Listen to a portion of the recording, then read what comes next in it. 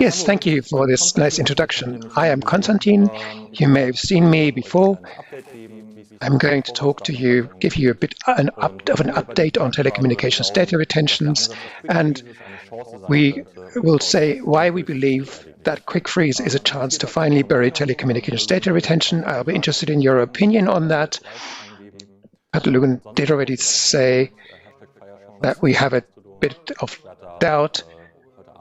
Please keep posting on Mastodon. Please keep watching what we post on Mastodon.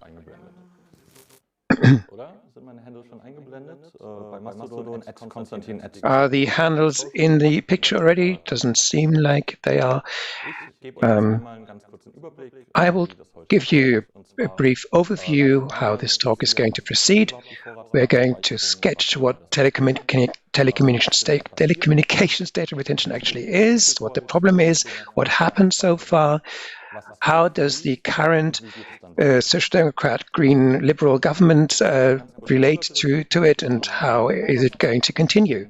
So, telecommunications data retention has been around for a long, long time. Many of you know about it, but let me briefly summarize.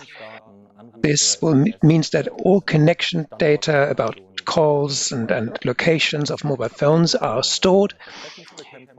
The reason is to fight severe crime, but it affects the whole population. So who calls whom at what time? When did you use Grindr or Tinder? If you are have you been in touch with journalists who are doing investigative journalism? So these are sensitive data, and just from these metadata, you can draw far-reaching conclusions about people's lives, what interests you have, what your professional contacts are, and so on.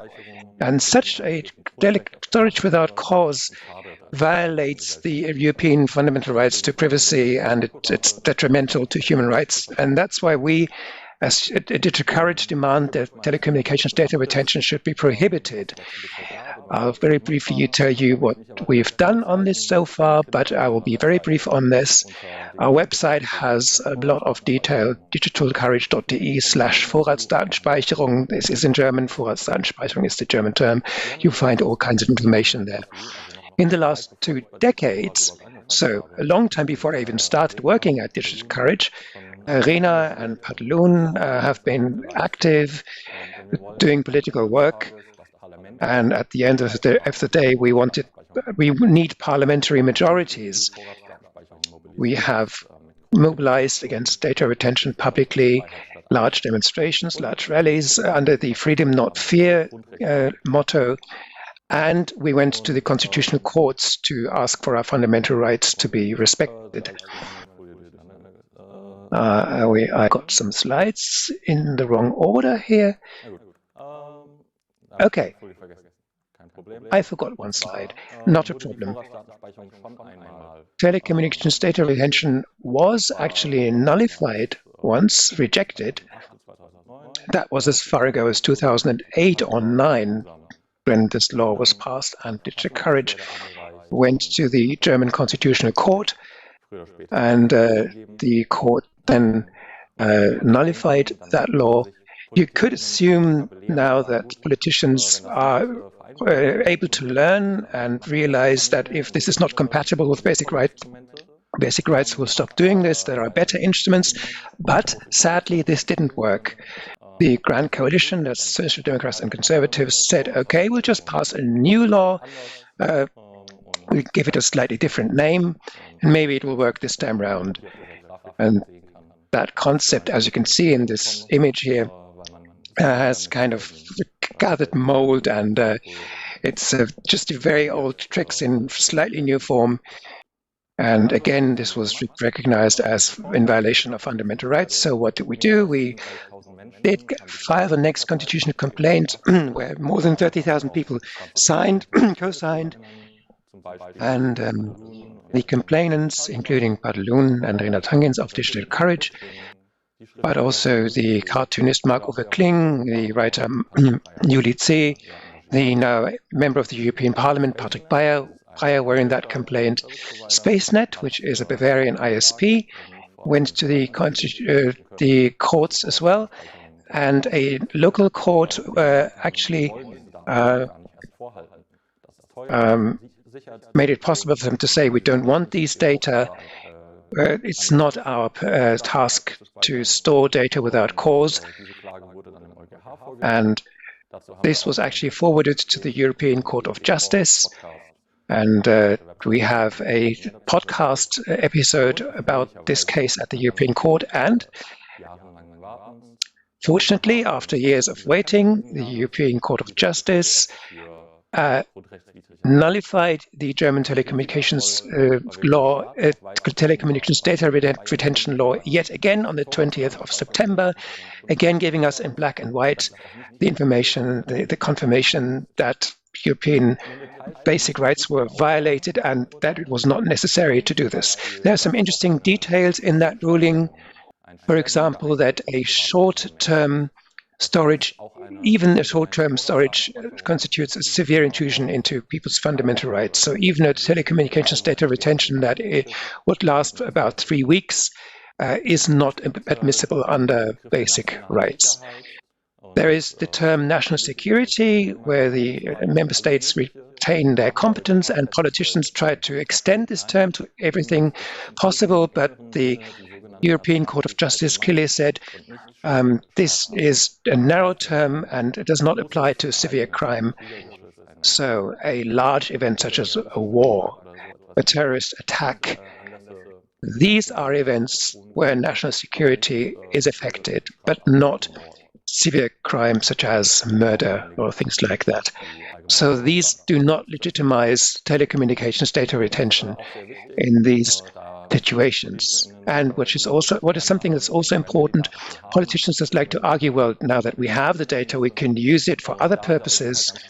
That is a threat. And the European Court of Justice clearly said, no, if you have these concrete threats, then the data may only be used for those.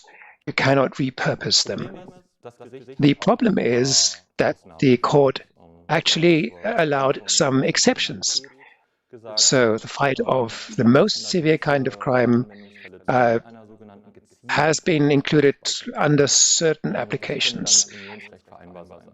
And they said that that could be compatible with European Union law. That could mean that a certain group of people or a certain regional, local area affected by severe crime, that could mean railway stations, airports, if they are regarded as a security risk, could be affected, could be subjected to telecommunications data retention. But the court also stressed that this has to be proportionate and it has to be appropriate for the cause. And we still believe that telecommunications data retention is not effective because you look for the needle in the haystack and you simply increase the haystack by collecting data on all citizens, connection data en masse, and then to try and extract meaningful insights from that is not actually made more easy that way. So governments have to accept that even if under certain circumstances it might be allowed to introduce telecommunications data retention for a particular cause, they still have to prove that this measure will actually help. Another big issue here is that these exceptions that exist often mean that areas are defined as under particular threat that can be also used to discriminate against certain groups and are used to gather more data about certain groups that are disadvantaged and discriminated against. So there is an evil cycle here, a vicious cycle that keeps repeating, and investigation methods that are not really useful might be furthered by this. The European Court of Justice also said that securing of or data that's already present might be admissible. That is called a quick freeze, and I'm going to talk about this in more detail. And then, sadly, the European Court of Justice also said that a general storage of IP addresses without cause might be permitted, and we've already seen that the German Interior Minister Nancy Faeser and other government officials from the federal states want to use this and want to go to the maximum of what is allowed by the European Court of Justice ruling. And a certain explanation that the European Court of Justice gave is something that I find very important, and said that governments in European member states should not take what the European Court of Justice regarded as just admissible and implement it in general security policy, because security policy is not there to undermine basic rights and go to the maximum limits and therefore achieve security. Security and freedom are goods that are interlinked, and only someone who is free can feel secure. Then, in 2020, before the court ruling, we had elections in Germany. We had the Conservatives, the CDU, in government for 16 years, but now the majority changed and they are not in government now. So we were hoping for a change of course, and we were getting involved in the coalition negotiations after the elections. You can find the paper that we wrote and sent to the coalition negotiations on our website. And one of the priorities that we defined, the demands that we made, was that the new German government should bury telecommunications data retention. And we were hoping that the ministries would not be so resistant to advice, and that we might find a positive and constructive mood within the ministries. Sadly, though, the picture is mixed. There are voices in government that say we don't want to have a surveillance without cause anymore. The Justice Minister, Marco Buschmann, from the Liberal Party, has quite clearly voiced his positions against telecommunications data retention, and the civil servants in the ministry, in the Interior Ministry, which has been under conservative control for a long time, are clearly positioned in favor of telecommunications data retention, and the minister, Nancy Faeser from the Social Democrats, is speaking in much the same way. And the coalition treaty includes a very pragmatic wording, saying, well, let's wait for what the courts say. A reminder, this was written before the European Court of Justice ruling, and then let's see what we can do. And the treaty says, in view of the current legal uncertainties, we are going to wait, and then we will look at the rules for telecommunications data retention and shape them in such a way that they are safe in a legal sense, and see that telecommunications data can be stored. And that includes the current conflicts in the coalition. It includes the position by Nancy Faeser, who wants to store into IP addresses, and the position of the Justice Minister, who wants to subject it to a court order and judicial oversight. And that's why, after the European Court of Justice ruling, the debates already started. It hadn't been even cooled down from the printing press. First interviews were made trying to interpret the ruling, trying to find out which direction the ruling should be taken. Although the very clear message had been from the ruling that the current German law was in violation of fundamental rights and cannot be reproduced in a slightly different form. Then Marco Buschmann, the Justice Minister, brought forward his position, which is called Quick Freeze. And this is all still being discussed. It is only a suggestion. And it was published, and you can look at the suggestion, and it is in judicial German and legal German, and it's not fun to read, and we will have help by lawyers to really interpret what is in there. And the most important points that I will summarize here are: there will be paragraph 108G will be changed in the law, and it says then that it shall be possible to retain certain data, but there will be no mandatory data retention by service providers, which has been discussed a lot, especially in this summer. The Christian Democrats said in the parliament that data should be retained for at least 6 months, and that is not in this bill, in this proposed bill, and there shall be, it needs to be under judicial oversight in the Quick Freeze, and it means that if there has been a crime in a certain category, in a certain catalog, and then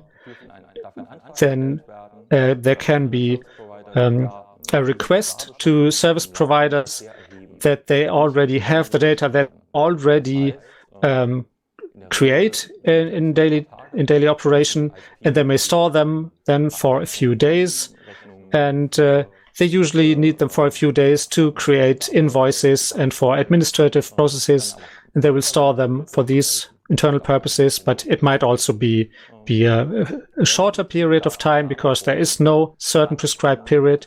And if these kinds of data are there, then under judicial oversight, there can be the request to the ISPs that these data should not be deleted, and then there can be another request that these data shall then be evaluated. And to the crimes that fall under this category are, for example, there are quite a few. There's, for example, murder and treason, and then some activists have been charged with that, and crimes against national defense, and forming gangs and organized crime, and tax evasion, and unjustified request for political asylum.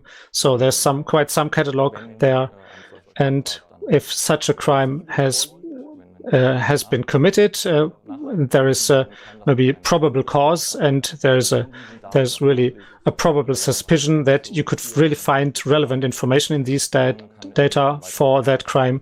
Then there can be a further request to the court to be able to evaluate the data. Otherwise, they will also be then deleted again.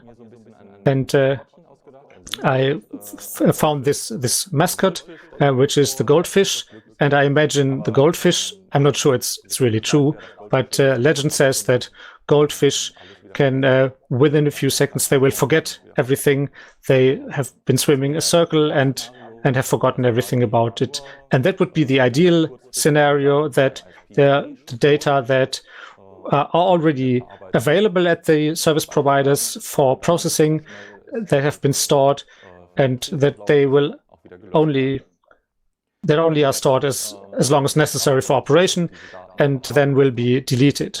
But if the criminal prosecution requires these data, then the quick freeze will be comes into play, and then the water with the goldfish will be frozen. Well, the goldfish would die probably, but I find this picture really interesting, because that even if there is this order for freezing those data, it is still a violation of basic rights, and still a court has to order that, and they can only do that in cases where it is really necessary.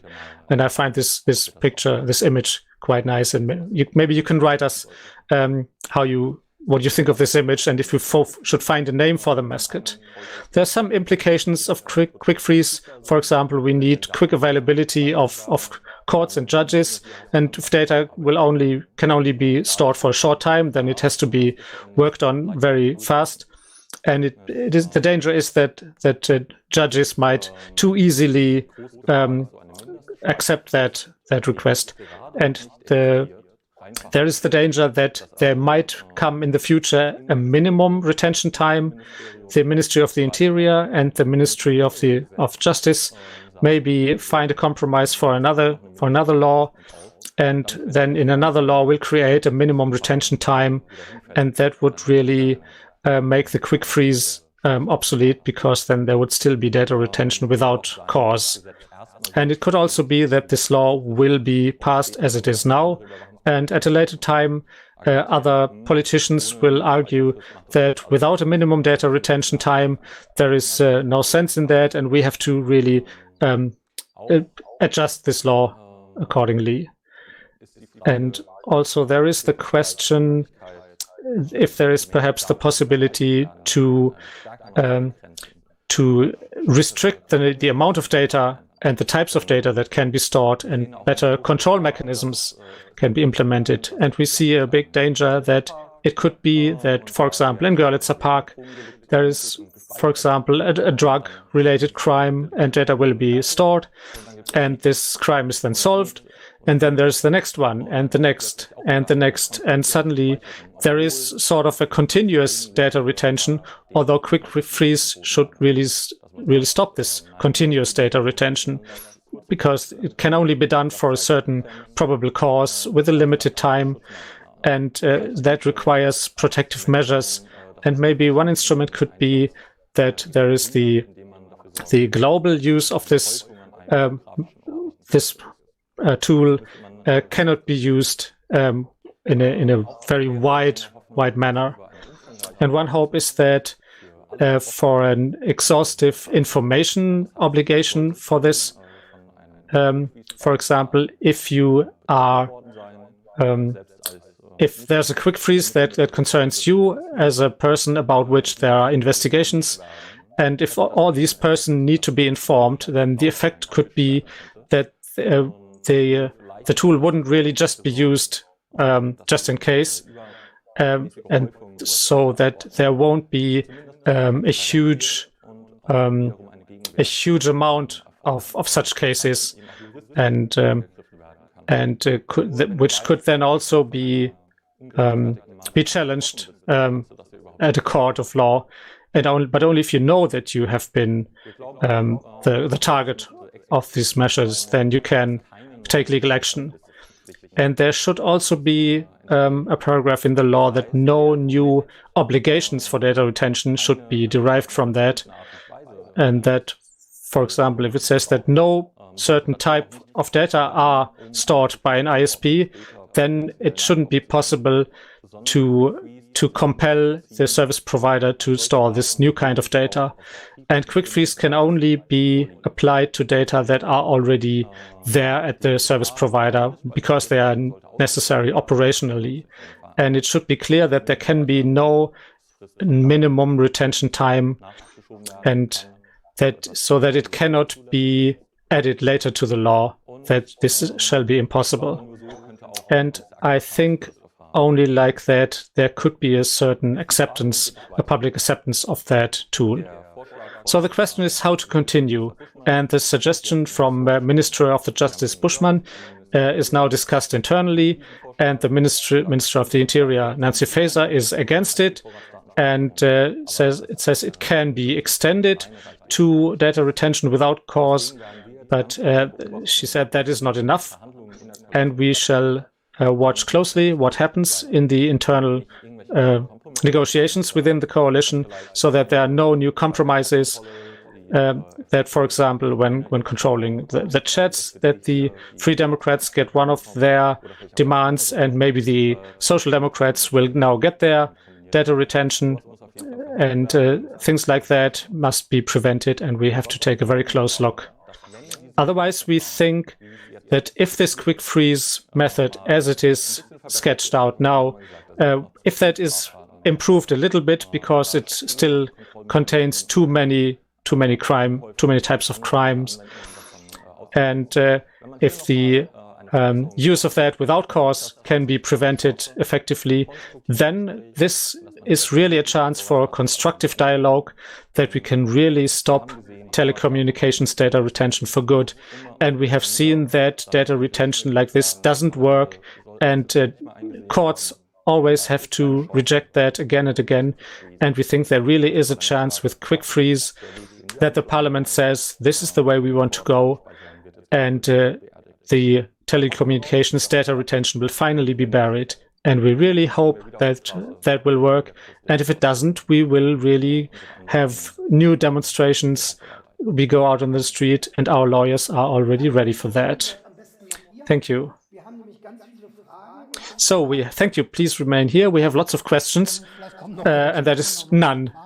Maybe some will come in later. And thank you very much for the presentation. I'm very really curious what's going to happen. And we have been at the Constitutional Court, and we really were moved to tears that the data retention has been rejected, not forever, not for good, and we are still working on that, and you are working on that, and many other people are working on that. And I would be really glad if Quick Freeze would really, that we would really create a tool, because there are some crimes where we need new tools for stalking, for example, and the network hasn't been a law-free room. And for example, there is now one question, and how can we help most effectively to prevent data retention? That was the word. Well, it can always help if you raise awareness, read our newsletter, see what we post on Mastodon, just follow current developments. And if, for example, in January, a flawed compromise might appear, then you might help us by creating awareness quite quickly. And Padaloon, you co-organize the large demos. Maybe go out to the streets, onto the streets with us. We have to prove that we are not going to be grinded down, and the next approach and the one after next for telecommunications data retention all have to be prevented. We may not have to glue ourselves onto the streets. We'll have to see. Maybe there'll be a new tradition there. We are financed by donations, and as I said, we need help by lawyers if we are to go to the Constitutional Court. So, of course, all this costs money, so donating is always something that anyone can do. Or you might become a supporting member of Digitalcourage, which gives us security in the long term, telling us that we know what funds we might get from one month to the next. We are about 20 employees at the moment, and we need more as we keep realizing. And through regular donations and memberships, we actually get about half of what we need for that. So the other half is something we regularly have to achieve by one-time donations. If you have some money to pass on through inheritance, but well, we prefer you to stay with us, actually, to be around, stay around, but also contribute to the development of these red lines when new quick freeze rules are made up. So this is a debate that we have to enter into. So contribute to that, both directly now. We will publish things. We will keep you updated on Mastodon. So follow this, respond to let us know how you feel about this. That will help us too. So to move away from the advertising now, I have another question. I would like you to read the question and I can answer it. And that is this one here. Okay, about optimism. I love optimism, but I have lost all hope. Arguments are ignored and strawmen will be brought up again and again. Well, I would like to answer this because given that I have been working on these things for more than 40 years, and I've tried to kind of have an effect as a person to, of course, if you look at these things, you have to keep standing up, fighting on. Then you have these straw man arguments and all that. What is included, well, necessary for winning is that you not get tired down, and that is a necessary attitude. And to have that endurance, of course, for one thing, I am not alone. I started this together with Renat Hangens, and we were always able to reinvigorate each other. And we have other people that worked for us, that helped us, people that criticized us. We've had arguments, of course, but we always got together again. And that is important. And what's also important is that it's good that a democracy that we have to keep striving for, things take a long time. Because imagine that at the snip of a finger you could change things. That would not be a stable democracy. It does take a very long time. I thought 20 years at some points, but sometimes it takes 50 years for something to change, and you have to pass on the baton and stay healthy. That's the end of the psychology course, and I'm now going to read the next question. Okay, from Mastodon, there is from Claudia Fischer, Transparenz. She also works for Digitalcourage sometimes, but it's a very good question. And Claudia Fischer also operates a portal for about violence, but ritual violence, ritualized violence, yeah. For international investigations, for example, violence against children, and Quick Freeze cannot help against that, perhaps? Well, it's not the panacea for all kinds of investigations, especially when we talk about violence against children or child sexual abuse material. That needs very targeted police work. It needs investigators that can spend time infiltrating these circles where this material is exchanged, because data can be disguised. And those that are involved in the most severe crime go to the trouble of concealing their IP address. Someone who worked for the police, so a policeman really told me, and does investigation at a computer, and he doesn't need this telecommunications data retention. He needs different tools. He needs ways to work on the computer and still have a career at the police.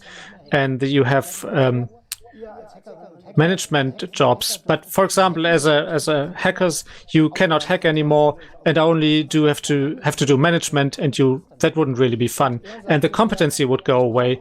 And he said, I don't need this. This is just too much data.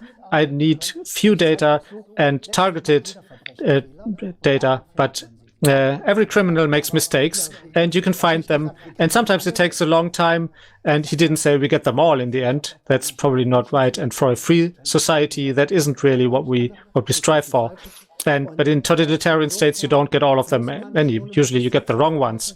But you really have to be careful that you don't think too much, that always retaining all the data is a panacea, and it's that most abuse cases aren't somewhere out there in the universe, but really next door. And you really have to look at the children, really have to listen, and have to have a community of people who really care for each other without going on each other's nerves.